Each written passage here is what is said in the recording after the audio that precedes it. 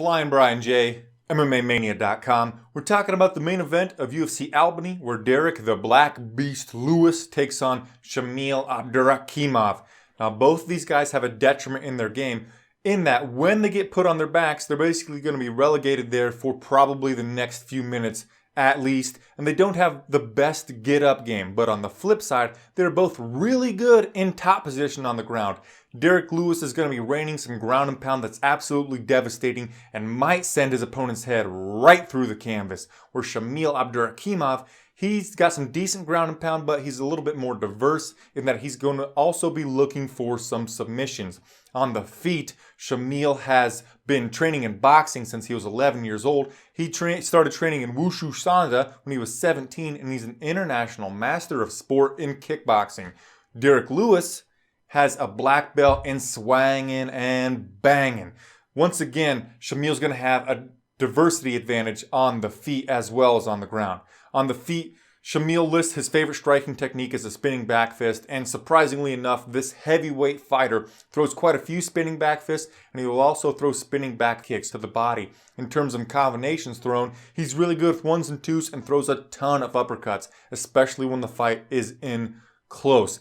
Derrick Lewis, he doesn't have the diversity that Shamil has. He doesn't have the striking credentials, but he has the old equalizer in his punching power. He lists his favorite striking technique as the high kick, and he does throw quite a few. It's interesting that this 265-pound man has the dexterity to make those work and never take himself out of balance. His hands are pretty crisp. He mostly throws straight punches. He will throw some overhands as well, ones and twos, and the two that right straight from him is devastating.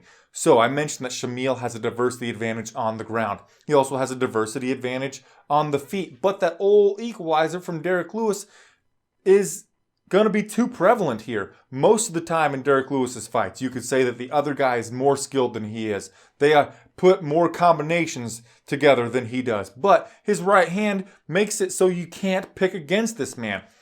In the past, Derrick Lewis has shown a little bit of a suspect chin, but it's usually against guys that are quicker than he and more athletic than he. Shamil is neither of those things. He does have the credentials, but he's not as quick as Matt Mitrione, and he's not as nimble and quick and athletic as Sean Jordan, who knocked out Derrick Lewis with a devastating hook kick. Lewis also has some trouble in getting in brawls. If he can't put you down with his right hand, he kind of just falls into a slugfest and disregards defense completely. Shamil's hands are very crisp, they're very precise, but they're not as quick as either Sean Jordan as Matt Mitrione. But what I'm saying here is, with his striking technique and accuracy, he could be able to get Derrick Lewis out when Derrick Lewis kind of throws his defense to the wind, because Shamil has a really good chin. He's only been finished with strikes one time in his entire pro career, and that was in his UFC debut against Tim Elliott. Tim mounted him and was throwing out some decent ground and pound.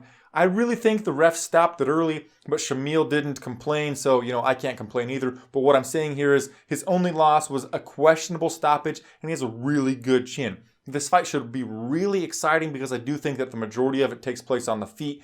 But if it were to turn into some type of grappling affair, I would give the advantage to Derrick Lewis, because I think he's going to have somewhat like a 30 to 35 pound weight advantage, and he has been getting better in his defensive wrestling every single fight. And then I think that he gets the victory via KO or TKO, basically because he is the more devastatingly powerful man in this matchup.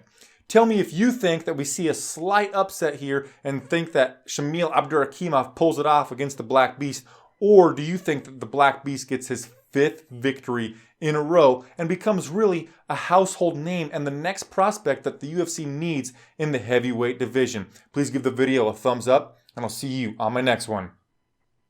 Namaste. A swangin' and a bangin'. Woo!